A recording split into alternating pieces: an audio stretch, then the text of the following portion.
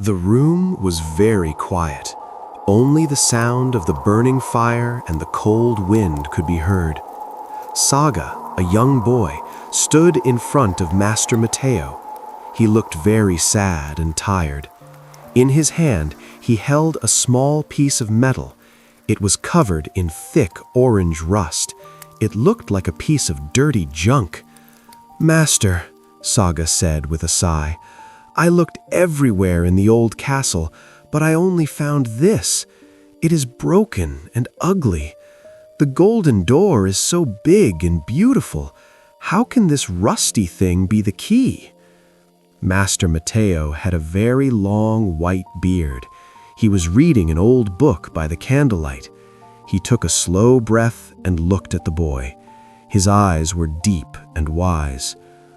"Put it on the table, Saga," Mateo said quietly. The boy put the metal down. Clink! It sounded like useless scrap. "You think it is junk," Mateo said, leaning forward, "because you only look at the outside. Many people today only like things that are new and easy. They want everything to shine. But the truth is often hidden in difficult places." Mateo took a small bottle of oil and a rough cloth. He began to clean the metal slowly. His hands were old but very steady. "This rust is not dirt, Saga. It is like a coat. It has protected the secret for 100 years. It was waiting for someone with enough patience to clean it." As Mateo rubbed the metal, the orange flakes began to fall off. Saga saw a dark, strong light underneath. It was not gold, but it was powerful. "Life is the same," Mateo continued. "Great opportunities often look like hard work or heavy burdens.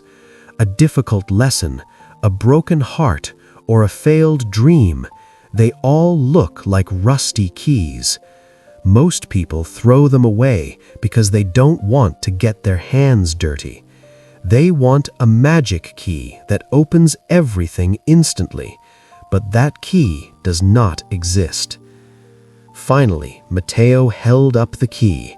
It was made of black iron. It was heavy, sharp, and very strong. "Iron is better than gold, Saga. Gold is for show, but iron is for strength. Now take this. Go back to the golden door. Remember, the door opens because the key fits the inside, not because the outside is pretty." Saga took the key. It felt warm and heavy in his hand. "What if it still does not turn?" the boy asked. Mateo smiled. "Then you need to clean the rust off your own heart first. Go now. Don't look for a shiny key. Build a heart that fits the lock. What is the rusty key in your life right now? Tell Master Mateo in the comments below.